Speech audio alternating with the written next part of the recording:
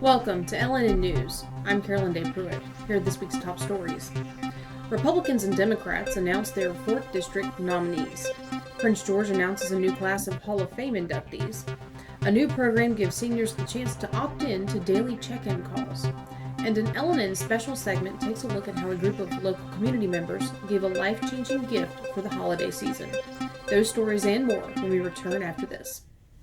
Warning, these products contain nicotine. Nicotine is an addictive chemical. The Vape Guys is where you'll find hundreds of e-liquids and a huge selection from salt nic options and disposables to hemp-based products and detox. The Vape Guys make you the star with their loyalty program, superior service, unrivaled selection, and the passion for vaping you deserve. The Vape Guys, 536 South Park Boulevard, Colonial Heights. The most rewarding part of my day would be seeing the residents putting a smile on their faces, especially if I have family members come up to me and say, "Oh, my loved one, they said they did this with you and they loved it," and that just makes me feel like I'm making a difference in their lives.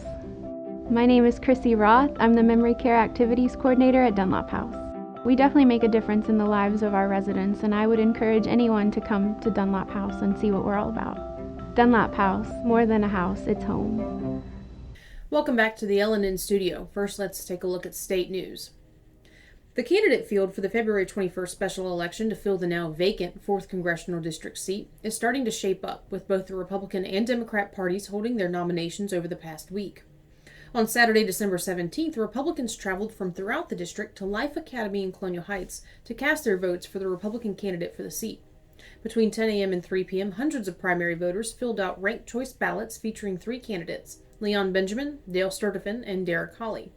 Of those 3 potential candidates, Leon Benjamin, a veteran of 4th District congressional races who in the past ran against Donald McEachin for the seat twice, was selected to face the Democrat nominee early next year. Democrats held a day-long primary on Tuesday, December 20th, with 8 voting locations spread across the district. According to the party, over 27,000 ballots were cast between 6 a.m. and 7 p.m. that day. The process of counting those votes began at 10 a.m. on Wednesday, December 21st, but with only 5 people hand counting that number of ballots, progress was reportedly slow, with no candidate determined by the end of the day on Wednesday. Finally, around 4 a.m. on Thursday, December 22nd, the party announced the final vote tallies and the winner of the Firehouse primary, State Senator Jennifer McClellan, who took over 84% of the vote. McClellan and Benjamin will face off in February. Any independent candidates who wish to run in that election must file with the Department of Elections by Friday, December 23rd. 3 major horse races will be relocating to take place in the Commonwealth, according to a Wednesday, December 21st announcement from the governor's office. Those 3 internationally renowned thoroughbred stakes races are the Grade 1 Arlington Million, Beverly D Stakes, and the Grade 2 Secretariat Stakes. Including those 3 races, the Virginia Racing Commission has approved 27 live race dates at Colonial Downs during the 2023 running from July 13th through September 9th. Colonial Downs announced last week that they will change their typical live race days from Monday through Wednesday to Thursday through Saturday to make the horse races more accessible. The 2023 meet will be the first under the operation of new owners, Churchill Downs Incorporated. Next year will mark the 50th anniversary of Secretariat's historic Triple Crown winning season, an accomplishment to be commemorated by the debut of the stakes named in the legendary horse's honor on the Secretariat turf course at Colonial Downs, right here in Virginia, where he was born, bred, and trained to be a champion. We'll be back with local news after this. Hi, I'm Dr. Sandy Elba. And I'm Dr. Adam Elba. We're chiropractors and we love what we do. We change lives on a regular basis. We go from pain relief all the way to wellness. We work with the cause of the problem, we help solve the problem, and put your life on a whole different path. If you're concerned about your health in any way, or you just want to be healthier all the way around, come see us, Chester Family Chiropractic Center. There's no place like home. That's why BSV created a simple online process where you can easily get pre-qualified for a home loan without entering a branch. Visit bsvnet.com and see how much you qualify for. Be a homebody with no sweat mortgages from BSV. Welcome back. Prince George County Public Schools recently completed its selection of individuals who will serve as the latest additions to the newly formed Prince George County Public Schools Athletic Hall of Fame. Since 2021, the district's Hall of Fame highlights the growing list of Prince George County products that have significantly contributed to athletics within the county community and beyond over the years. Continuing the tradition born out of last year's inductees, this year's class features icons of Prince George County whose names and accomplishments while wearing Prince George High School's iconic green and gold colors continue to be shared years after they took their last step on a PGHS athletic field. This year's class includes Wes Leskinek, who received the first full scholarship to the University of Virginia as a pitcher, Henry Freeman, one of the founding members of the USA Today sports section, Sharice Woods Hicks, United States Track and Field and Cross Country Coaches Association four-time All-American honoree, Mickey Roberts, coach of the 2018 Prince George High School State Baseball Championship team, Wayne Collins, a former baseball coach instrumental in constructing the current athletic field house at the Prince George High School Stadium, Reverend Robert Livesey, who served as the Fellowship of Christian Athletes chaplain for Prince George High School's football and baseball programs, and both the 2018 State Championship baseball and 2018 State Championship softball teams. The new class of inductees will be enshrined in the Prince George County Public Schools Athletic Hall of Fame during a ceremony on Saturday, March 25th, 2023 at Prince George High School. The evening will begin with a social from 5:30 p.m. to 6 p.m., followed by dinner and an induction ceremony. Ticket information will be shared closer to this special event. Those interested in attending are encouraged to follow Prince George Athletics' Facebook page and website and the school division's website for updates. Are you okay? That's a question the County of Prince George is prepared to ask their citizens daily, not just during the holidays. For more, we go to Craig Richards in Prince George. Christmas is a season of giving, a time of caring and compassion. And in Prince George, a new program launched inside the county is making sure they give the gift of compassion all year long to area seniors. The county administration is ready to ask their seniors, are you okay?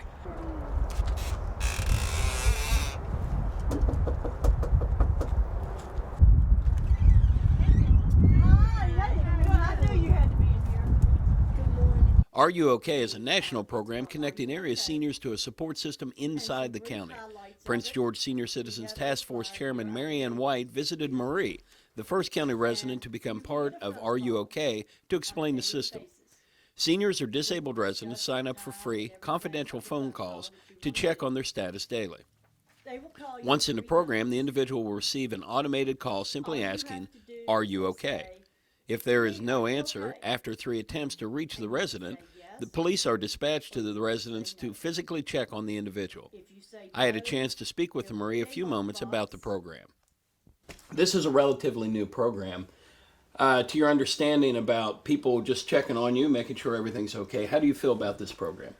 I feel good right now about it. All sound good to me, and I think Terry explained it to me too, And I said, yeah, well, I'll do it.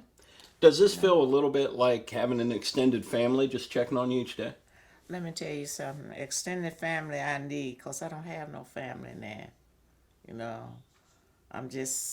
My family is my church members. That's my family now.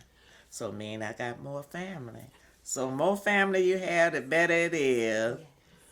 Reporting from Prince George, this is Craig Richards with LNN USA.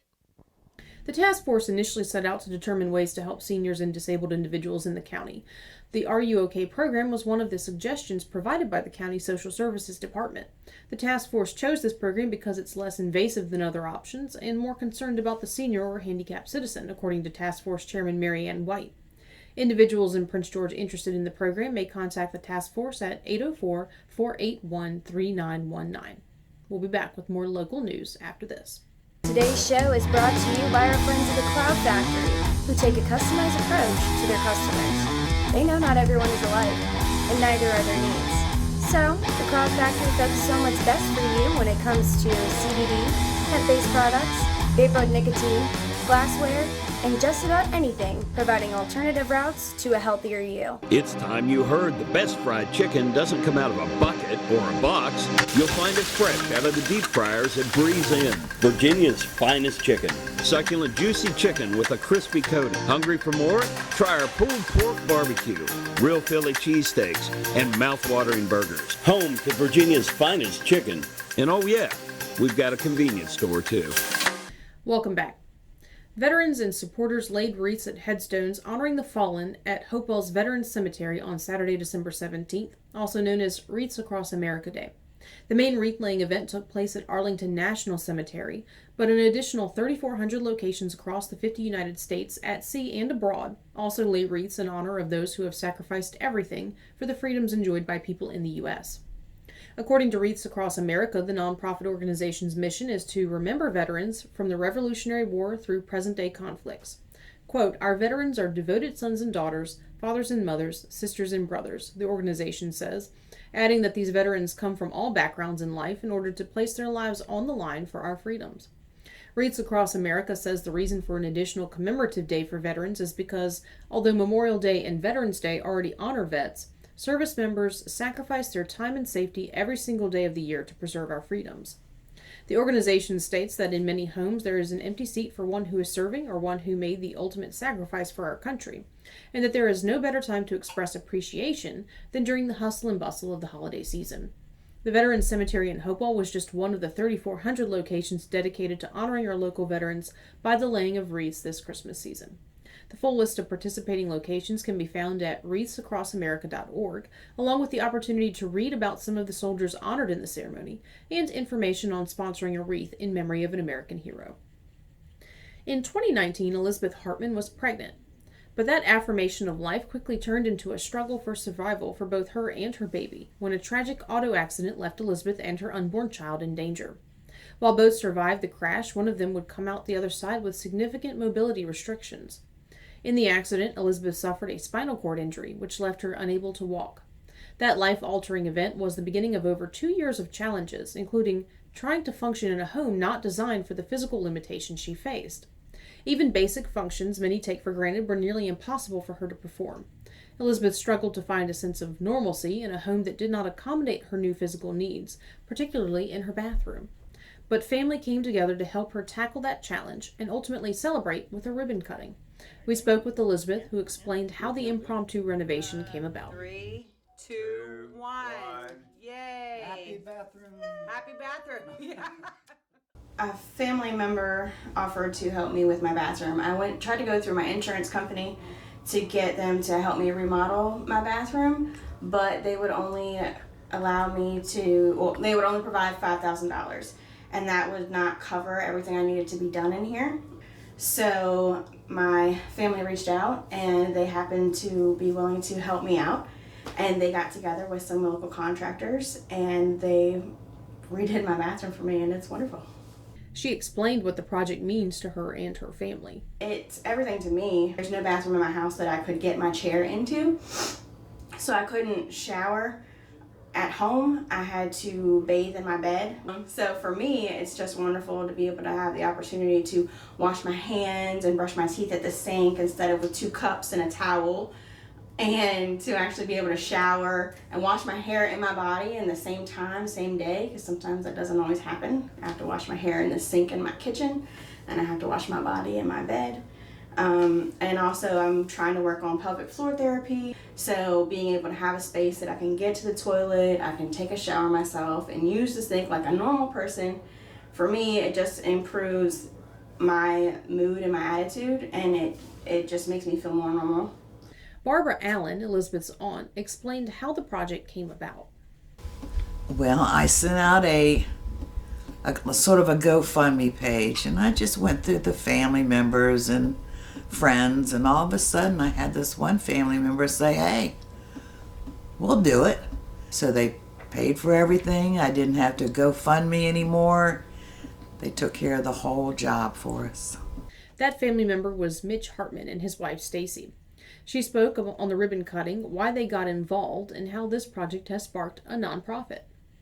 We are here to do a ribbon cutting and give this wonderful bathroom that we created for Elizabeth Hartman so that she can come in here and be independent and be able to shower and stuff on her own. And we are so very blessed and thankful that God gave us the means to do this for Elizabeth.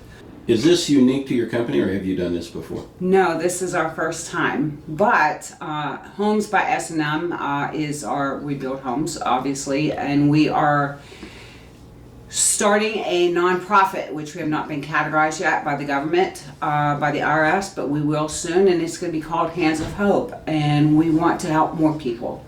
in her situation that can't afford basic upgrades to their homes. A key component to the project was work completed by contractor D.F. Lunsford, but their work also was a labor of love, according to Alex Swerk, project manager for the contractor. Well, we love giving back to the community, like our involvement in, helping people that, need a little bit of assistance. And Elizabeth was a great candidate. She was a lovely person to deal with.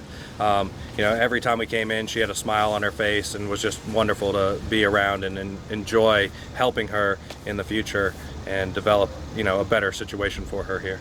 Elizabeth's physical challenges caused by the accident have not stopped her dreams. So what's next for you? Next for me is currently in school, getting my early childhood degree.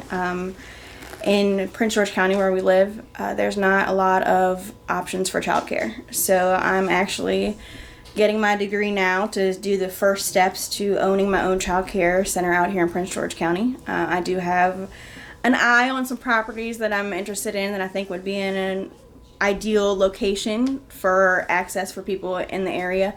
And there's just a strong need for it. Elizabeth had a special message for all of those that helped to complete the project. I don't think I can say thank you enough, if I'm being honest. There are no words of gratefulness and appreciation that I could give to them for this gift, because there's no way that we would have been able to do it on our own. So we're really blessed and grateful that they were willing to do this for us. Though Elizabeth is regaining a sense of normalcy, her fight is not over. In addition to continuing to adapt to the new physical realities, she's also facing post-accident financial realities. The cost of managing the day-to-day physical challenges remains as the accident continues to exact a toll through ongoing expenses for medical supplies, therapy, and equipment necessary to function daily. To manage those costs, Elizabeth has opened the medical equivalent of a GoFundMe account through helphopelive.org. Elizabeth's page on the site allows those wishing to help offset medical expenses to donate directly to Elizabeth, either as a one-time donation or a recurring monthly contribution. Those donations go straight to Elizabeth's account without affecting her medical benefits. While it does have a minimal administration fee, the site even allows donors to opt out of that fee if they choose. This particular ribbon cutting may have been the most life-changing one the community has ever seen because of the story it told. A story of selflessness as individuals came together to help a neighbor in need without fanfare or financial reward, and a story of hope as that neighbor faces the future with a bit more certainty.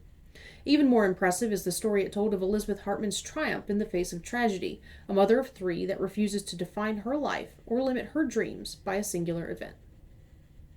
We'll be back with weather after this.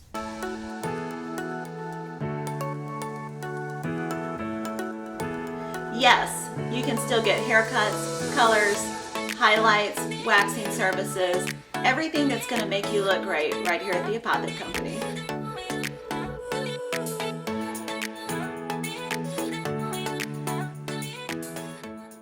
Bopper's Malt Shop, the niftiest place in Petersburg. Ice cream, candy, foot-long hot dogs, burgers, and now introducing the Bopper Blast, a hand-dipped vanilla shake with a blast of candy. Available in over 15 flavors. Bopper's Malt Shop, Old Town Petersburg. Now we go to Chai, the weather guy Gallahan. How's the weather looking for us this week, Chai? If you've been waiting for snow, Friday could be the day. There's a high chance of snow showers, especially midday, with a high of 22 and a low of 10. So that means it's going to get windy as well, blowing the clouds away the next day for Saturday, and Saturday's going to be sunny with even more gusty winds, but a high of 28 and a low of 13. Sunday is sunny, a high of 32 and a low of 14. Monday through Wednesday warm up, the highs in the upper 30s and the lows are still in the 20s. But outdoor activity is going to be brisk. So if you want to go for a walk, by all means, take it, but be prepared for cold weather. Especially pay attention to road conditions. But if you can make your way to a local park, it might be a good chance to see some snow on the trees and in the forest. Very picturesque. So be sure to stay warm. And if you want to stay home, have a mug of hot chocolate or tea, curl up by the fireplace, and dive into a good book. Back to you, Carolyn Day. Thanks, Chai. That's it for this week's newscast. As a reminder, LNN will be closed for the holidays next week, but we will see you back here on Thursday, January 5th with the latest local news. From all of us at LNN, have a very Merry Christmas and a happy and safe New Year's. Thanks for watching LNN, News by the People, for the People.